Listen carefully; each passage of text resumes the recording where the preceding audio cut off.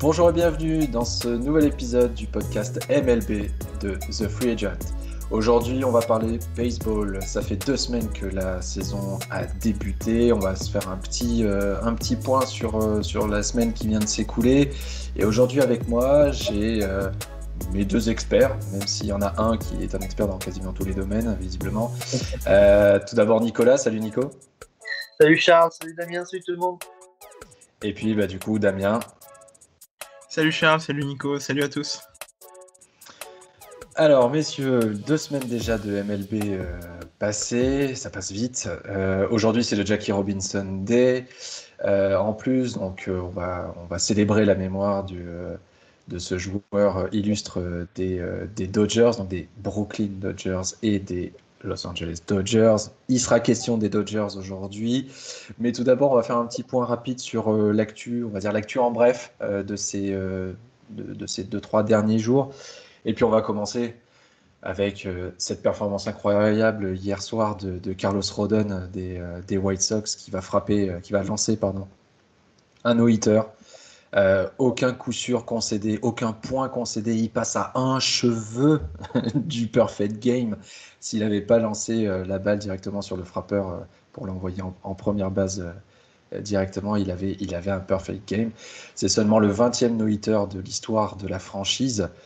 Donc ça souligne un petit peu la perf du bonhomme. Et il succède à son coéquipier Lucas Giolito, qui avait frappé, lui, qui avait lancé, décidément, j'ai envie de frapper un no-hitter, mais non, c'est bien lancé, qui avait lancé un no-hitter l'an passé face aux Pirates. Donc bravo à Rodon, très bien. Et déjà, du coup, 2 no-hitters en 2 semaines. Donc les lanceurs sont plutôt à la fête.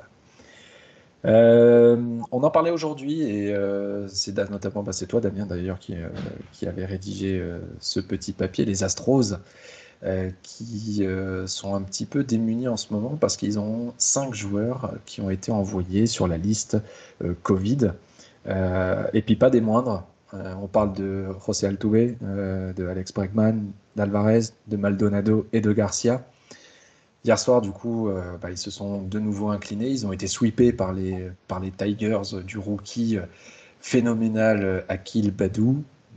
J'adore son prénom, je trouve ça assez fun à dire, Akil Baddoo.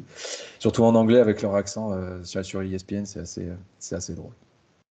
Donc, mauvaise passe là pour les Astros, ça va être assez compliqué d'enchaîner là pendant le moment où tous ces joueurs seront absents. Mais ils avaient fait un très bon début de saison en plus les Astros, donc là c'est vrai que ça pénalise un petit peu ce début de saison. Et puis j'ai choisi de parler aussi des Mariners de Seattle. Leur match a été reporté hier à cause de la pluie face aux Orioles. Ils vont jouer du coup un double-header ce soir. Et ils feront la saison sans Paxton qui va être opéré et qui va manquer du coup toute la saison. Gros coup dur pour la franchise qui misait énormément sur cet ancien lanceur des Yankees pour cette saison.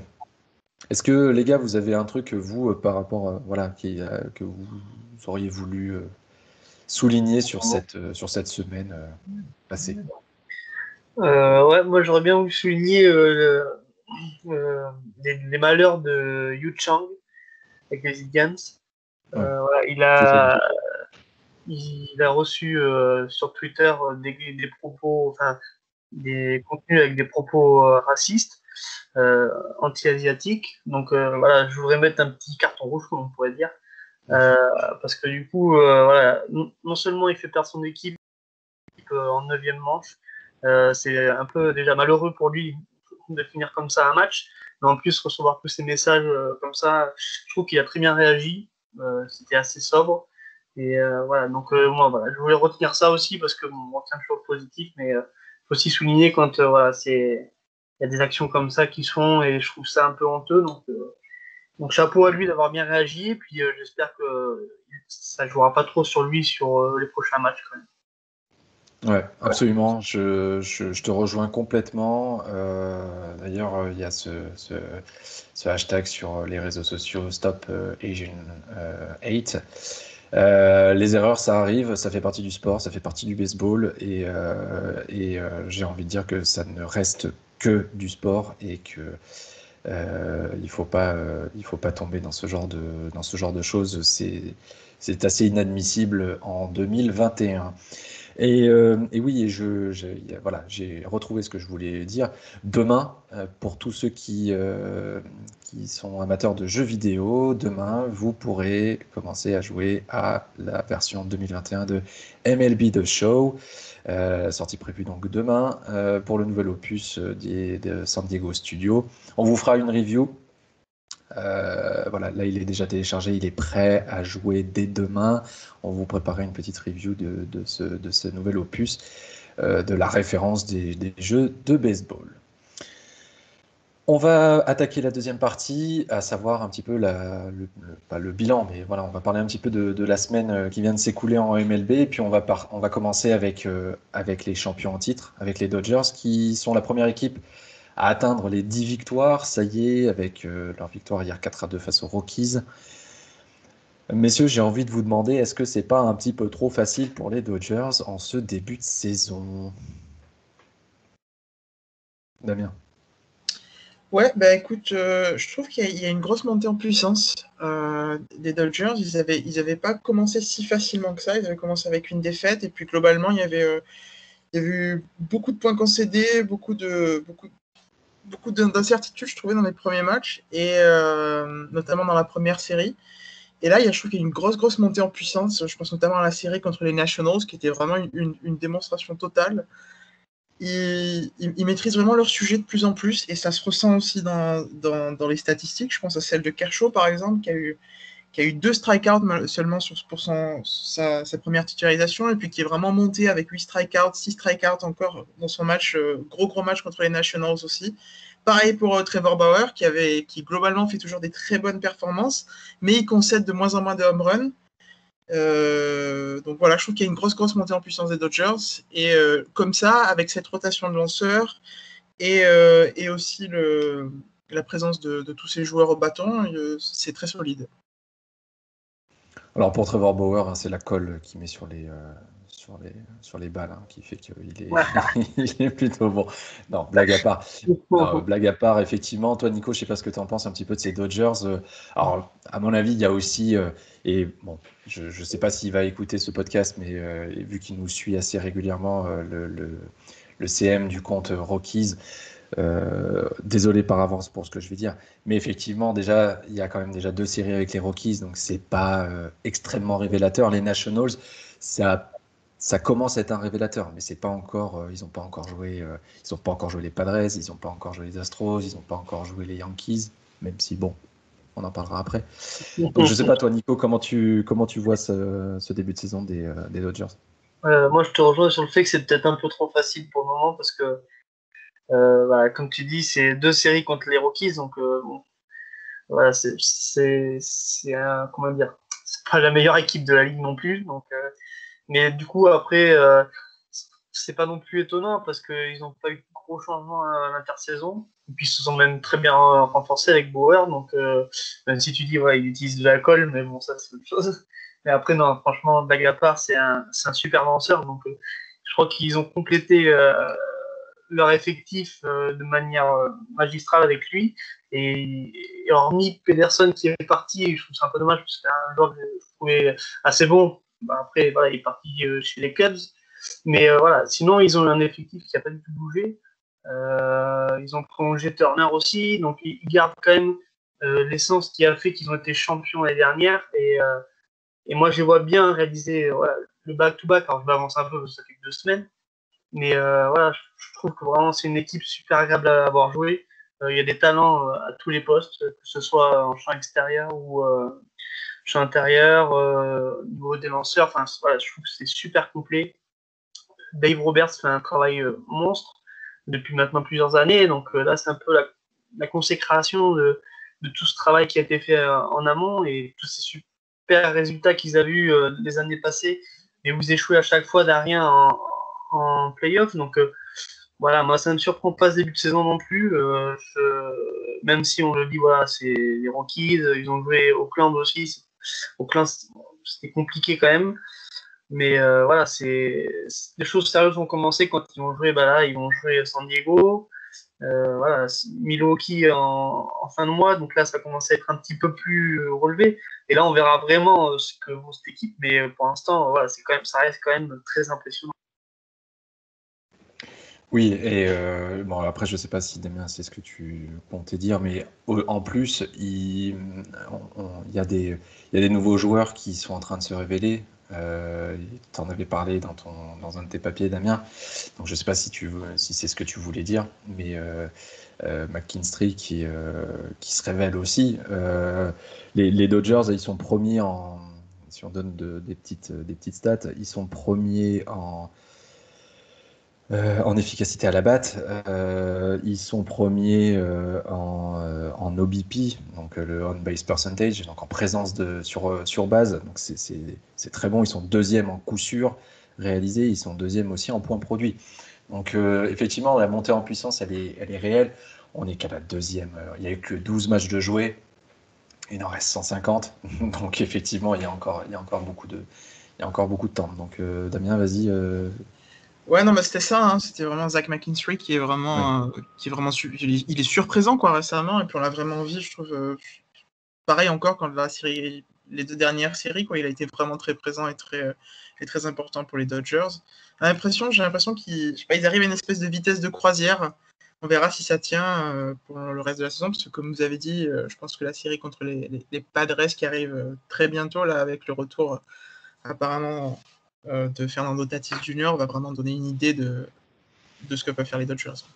Ouais, Fernando Tatis doit revenir normalement demain dans l'effectif des Padres. Donc, à voir pour les Dodgers, mais effectivement, c'est vrai que c'est plutôt agréable à regarder et on se félicite de tout ça. Par contre, à l'inverse, il y a deux équipes qui déçoivent en ce début de saison. On va commencer par l'une d'entre elles qui était favori pour pour le titre final. Oui, Nicolas, ça va nous faire mal de dire ça, mais bon, tant pis, c'est les Yankees. Euh, les Yankees qui ont un mal fou, qui ont un bilan de nouveau négatif. Ils se sont inclinés hier soir face aux Blue Jays sur un walk-off home run de Bo Bichette. Euh, Qu'est-ce qui va pas, Nico, chez les Yankees là? C'est quoi le souci? Tout, j'ai envie de dire tout, parce que ce soit au niveau des lanceurs ou hormis Garrett Cole qui fait le travail, derrière c'est très compliqué. Je sais même pas quoi penser parce que c'est German, voilà. Moi déjà, je trouvais que c'était une erreur de la part des Yankees de le conserver après ce qui s'est passé, en sachant qu'en plus, apparemment, le courant passe pas super bien avec quelques joueurs de l'effectif, et notamment Zach Britton qui avait ouvertement dit que ça lui déplaisait de l'avoir dans l'effectif.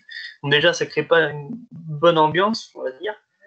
Ensuite, voilà, c'est en champ intérieur, c'est catastrophique, j'ai envie de dire, parce que euh, bon, ça remodèle un petit peu tout l'effectif à chaque fois, parce que Urshela a joué shortstop, enfin recours avant-hier, je crois. Là, il y a Luke Voigt aussi qui est blessé, donc du coup, bah, Dijul Mayou le remplace en première base, alors que bon, à la base, son poste c'est deuxième base. Donc c'est un peu du grand n'importe quoi. Ça cherche des solutions, mais ça n'en trouve pas. La présence au bâton, c'est hormis Aaron Judge qui était un peu l'arbre qui a caché la forêt hier, mais avec ses deux home runs, mais sinon voilà, ça reste compliqué. Enfin, ça frappe, mais après une fois qu'il y a des joueurs sur base, après ça se part pas, donc du coup c'est compliqué de gagner les matchs comme ça. Et, euh, et donc voilà, je pense que c'est un tout. Il y a quelque chose qui marche pas dans cette équipe-là et il faut trouver vite une solution. Maintenant, il faut espérer aussi le retour de Severino qui pourrait faire du bien dans la rotation des lanceurs. Après, Sanchez, voilà, en tant que receveur, c'est un joueur qui est un petit peu, j'ai l'impression, sur le déclin. Ça me fait de mal de le dire parce que c'est un joueur tellement talentueux, voilà. Mais Gashioka fait largement le travail. Et du coup, ça va peut-être poser des questions de savoir est-ce qu'il ne va pas falloir revoir la hiérarchie au niveau des receveurs. Donc il y a tout qui ne va pas. La préparation a été un peu compliquée. Il y a eu quelques petits pépins physiques, bon, pas autant que les années précédentes, mais voilà. Après, il y a eu le cas d'Aaron Boone qui a dû quitter son équipe pour se faire opérer, donc ça a aussi pu jouer un petit peu dans la préparation. Donc il y a plein de choses qui fait un tout, qui fait que ça ne marche pas du tout. Et cette année, c'est compliqué. Et là, ils ont joué des équipes, des concurrents directs avec les Blue Jays, euh, Tampa Bay, donc pas pouvoir gagner ces matchs-là et ces séries-là surtout. C'est des matchs qu'ils en gagnent, mais pas gagner ces séries-là, pour le reste de la saison, ça va être compliqué. Oui, d'autant plus que les principales interrogations, elles se situaient plutôt du côté du pitching et puis du côté de la santé des joueurs. Et là, il y a une nouvelle donnée qui apparaît, c'est l'attaque en fait qui n'arrive plus à fonctionner. Donc, ouais, c'est plutôt compliqué pour ces Yankees là, pour ce début de saison malheureusement. Et comme tu le dis, ils ont joué des adversaires directs, donc ils, ils- ils perdent déjà pas des points, mais ils perdent déjà, voilà, ils perdent un petit peu de temps par rapport à eux. Pardon. Oui, Damien. Ouais, je suis d'accord avec tout ce que vous dites. C'est vrai qu'au bâton, c'est vraiment pas terrible. Hein. On a eu Gio Urshela home run, Giancarlo Stanton qui est bien en dessous de ce qu'il fait aussi d'habitude. Mais par contre, il y a quand même un point positif, si je peux me permettre. C'est quand même Gerrit Cole au lancer pour les Yankees, qui est vraiment très très solide. À chaque fois qu'il a été là, ça s'est vu et ça s'est ressenti sur du coup, au niveau du score, parce qu'il perd tellement de points et tellement de matchs avec cette rotation de lanceurs qui est catastrophique que quand Gerrit Cole fait ce genre de match, derrière, c'est beaucoup plus facile pour tout le monde, j'ai l'impression. Bah, c'est ça, c'est que c'est peut-être le seul motif de satisfaction, c'est que Gerrit Cole continue à faire du Gerrit Cole. Je sais pas ce que tu en penses, Nico. Bah, clairement, c'est lui qui tient un peu la baraque cette saison. Après, il fait faut jamais regarder les premières manches de Gerrit Cole parce que on a toujours peur pour la suite. Et après, en fait, il monte en puissance. Et après, ouais, c'est clairement le meilleur joueur des Yankees cette saison. Ça a été compliqué pour lui l'année dernière, notamment sa relation avec Sanchez. Et là, on voit cette année que Aaron Boone a tenté le coup en début de saison. Mais sur le dernier match, il a starté avec Higashioka. Donc voilà, c'est peut-être le receveur qui peut faire aussi la différence. Parce qu'un bon lanceur, c'est aussi parce qu'il y a un bon receveur en face qui donne les bons signaux. Donc voilà, donc il y a ce problème-là au niveau de la rotation des lanceurs partants et de relève aussi, parce qu'en relève, c'est assez compliqué aussi. Je ne pourrais même pas sortir un nom, parce qu'il n'y en a pas un justement qui sort du lot. Donc voilà, James Taylor est venu, mais bon, pour l'instant, c'est pas ça. Enfin, voilà, on n'a rien vu. Du moins en préparation non plus. Enfin, je sais pas du tout quoi penser de cette équipe-là. Je suis un peu déçu. Après, le problème aussi va être de voir la gestion du cas Gleyber Torres. Moi, ça m'intrigue un peu parce que depuis la saison dernière qu'il a été rebasculé en arrêt court, on voit que c'est clairement pas son poste. Il n'y arrive pas. Il fait beaucoup d'erreurs, des erreurs faciles. Euh, je- Moi, je continue à penser que le départ de Didi Gregorius a été vraiment une énorme erreur. J'ai eu espoir durant l'intersaison qu'il revienne, puisque apparemment, si jamais Didi Lumayou ne prolongeait pas, c'était lui qui était sur la liste pour venir le remplacer. Donc, euh, je m'étais dit que même si le maillot restait, il aurait fallu tenter le coup pour Gregorius et avoir un vrai arrêt court de métier parce que Torres, voilà, c'est un excellent joueur en seconde base. C'est un joueur qui a besoin de jouer avec la confiance, comme tout joueur de baseball. Et là, il l'a pas, il l'a clairement pas. Donc, quand quand un joueur fait des erreurs comme il fait en match, après, quand il se présente au bâton, ben, la confiance n'est pas là. Et même s'il arrive quand même à frapper et à produire des points, mais voilà, ça reste quand même pas le Gilbert Torres qu'on a connu il y a 2 ans de ça. Donc, voilà, il y a tout ça qui fait que les Yankees cette année, ça va être très compliqué. Malheureusement, je pensais les voir champions de leur division et du coup aller directement en série éliminatoire, mais j'ai bien peur qu'ils soient obligés de passer par des wildcards s'ils continuent comme ça. Et encore, wildcard, ce serait quand même un bon résultat pour eux au vu du début de saison. Alors par contre, il y a une deuxième équipe aussi qui fait peut-être encore pire en termes de production offensive, c'est les Cubs, la franchise est dernière euh, en moyenne au bâton. Là aussi, avec un bilan de 5 victoires et 7 défaites, ils alternent un petit peu le bon et le moins bon. Leur série face aux Brewers, c'est complètement ça. Hier, ils se font complètement éteindre par les Brewers.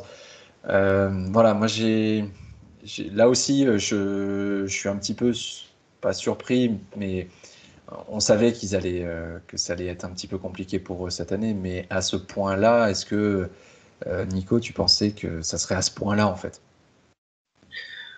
Non, du tout. Bon, après, moi, je ne les voyais pas non plus faire une saison extraordinaire, mais avec les joueurs qu'ils ont, je trouve que c'est un peu dommage, c'est un peu du gâchis, hein, de dire, parce qu'il y a quand même sur le papier un effectif qui est assez, comment dire, assez fort, donc je suis un peu déçu aussi, parce que c'est une des équipes que j'aime beaucoup, mais voilà, après, je ne m'attendais pas à grand-chose. En plus, bon, il y a eu cette intersaison, du coup, Chris Bryant et même Anthony Rizzo, on ne savait pas s'ils allaient rester.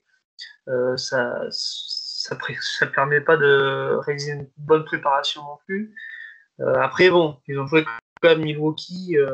C'est quand même un des gros clients de cette saison, pour moi. Donc voilà, c'est hier, comme tu l'as dit, voilà, ils gagnent le premier match, parce que c'est un double headers, donc ils gagnent le premier match 3-2 et derrière ils prennent un 7-0. Donc c'est ça, comme tu dis, c'est l'irrégularité qui fait que voilà, je comprends pas cette équipe. Ils sont capables du pire comme du meilleur. Et puis voilà, ils produisent pas grand chose offensivement. Donc marquer que quand ils jouent Pittsburgh par exemple, ils marquent 1 point ou 3 points. Voilà, on voit que Pittsburgh, c'est loin d'être une équipe qui va jouer au mois d'octobre des séries éliminatoires. Donc, c'est des équipes qui devraient être à leur portée, et puis ils n'arrivent pas à être constants, ils n'arrivent pas à trouver un rythme. Donc, c'est pas vraiment une surprise parce que moi, je les attendais pas non plus assez haut, mais c'est que ça reste quand même une petite déception au vu des choses. Ouais, absolument, c'est ça. Chris Bryant n'était pas forcément au niveau où il aurait dû être la saison dernière et ça continue de se confirmer. Ah, ils font quelques highlights avec Javier Baez, mais c'est beaucoup trop irrégulier pour pouvoir prétendre à beaucoup mieux cette saison. Et par contre, à l'inverse, il y a deux équipes qui surprennent un petit peu le monde. Et là encore, Nicolas, ça va faire un petit peu mal de le dire, mais les Red Sox, j'ai mal à la gorge. Les Red Sox performent super bien, 9 victoires de suite. Alors ils rejouent ce soir contre Minnesota. 9 victoires de suite après un début de saison absolument catastrophique où on s'était dit, bon, les Red Sox, c'est reparti pour une saison galère. Ils avaient perdu leurs trois premiers matchs face aux Orioles. Et puis d'un seul coup, ils se sont réveillés. Bon, je dis pas que ça fait. Là, je pose la casquette, j'enlève la casquette du fan des Yankees, mais c'est bien d'avoir une franchise de Boston à un niveau, à un meilleur niveau que ce qu'on a pu la connaître depuis leur titre en 2018, où ça a été la descente aux enfers complète. Ouais, clairement. Après, je pense que le retour de Alex Cora aussi, il fait du bien pour les joueurs. C'est un coach qui les a amenés au titre en 2018, il me semble. Donc voilà, c'était inquiétant sur les 3 premiers matchs. La 9 victoires d'affilée, c'est quand même énorme. Puis ils ont joué les Twins aussi, donc les Twins, c'est une équipe quand même qui a un certain potentiel. Donc il y a du niveau. Moi, j'ai eu un petit peu peur cette intersaison quand Benintendi est parti et Jackie Bradley Jr. aussi, parce que c'était un peu les joueurs aussi qui apportaient offensivement l'année dernière dans une saison un peu, même si Benintendi était quand même bien en dessous de ce qu'il pouvait faire, mais il y avait des petites éclaircies qui permettaient à Boston de pouvoir remporter les matchs. Donc je m'étais dit, faire ces 2 joueurs en plus, ça va quand même être très compliqué. Puis au final, non, ils ont réussi à rebondir. Raphaël Devers, voilà, il est encore là, il est encore présent. Donc voilà, c'est agréable, oui, c'est sûr, de voir une équipe comme les Red Sox, parce que c'est une équipe historique quand même de la MLB, même si bon, ça fait mal pour un fan de Yankees de dire ça, mais c'est clairement aussi être fair play et sport, et des franchises comme ça, comme les Red Sox, c'est des franchises qui doivent être au top, et le revoir à ce niveau-là, c'est agréable. Alors bon, on va pas s'enflammer, comme tu dis, il n'y a que 12 matchs de jouer. Voilà, on va attendre de voir sur toute la saison, mais c'est pour moi la belle surprise de cette saison, et jamais j'aurais misé un centime sur eux en début de saison, et encore moins après ces 3 défaites d'affilée d'entrée. Donc chapeau à eux, et puis j'espère qu'il y aura pour eux. Pas trop longtemps quand même, mais voilà, sinon c'est agréable quand même de voir une équipe comme ça revenir. Oui, Damien. Ouais, bon, moi je suis pas fan des Yankees, donc ça va être un petit peu plus facile. Même si quand j'étais à Boston, j'ai pas réussi à avoir des places pour aller les voir, donc je suis un peu dégoûté, donc je leur en veux toujours un petit peu. Mais du coup, je voulais dire que j'ai trouvé la série contre les Twins, elle n'est pas terminée, mais en tout cas les 3 rencontres vraiment très très solides de leur part, et ils n'ont pas eu du tout de cadeau au lancer, pas du tout de situation facile, je trouvais. Et ils m'ont vraiment impressionné dans cette série-là, encore plus que contre les Orioles ou contre les Rays, où il y avait eu quand même pas mal de coups un peu plus faciles, quoi. Et c'est vraiment une grosse performance. Et s'ils finissent ce soir avec une dernière victoire, je pense que ça sera un gros coup de vent dans leur sens, un bon coup de vent pour les pousser à continuer, quoi. Ouais, c'est tout à fait ça. Alors en plus, oui, c'est dommage pour toi parce que le Fenway Park, c'est quand même, avec le Green Monster, c'est quand même un haut lieu du baseball. Ouais, c'est assez mythique. Bon, pas autant que le Yankee Stadium, mais bon, c'est pas grave. Allez, non, blague à part. Bah voilà, messieurs, on a passé en revue cette semaine de MLB. On en entame une nouvelle dès ce soir. Merci à vous deux de votre présence. Merci à Damien parce que c'était son premier podcast MLB et à mon avis, je sais pas pourquoi, mais ce sera pas le dernier. Très clairement. Merci Nico et merci à vous tous de nous avoir suivis pour cette émission. Et puis on se retrouve très vite pour un nouvel épisode du podcast MLB de The Free Agent.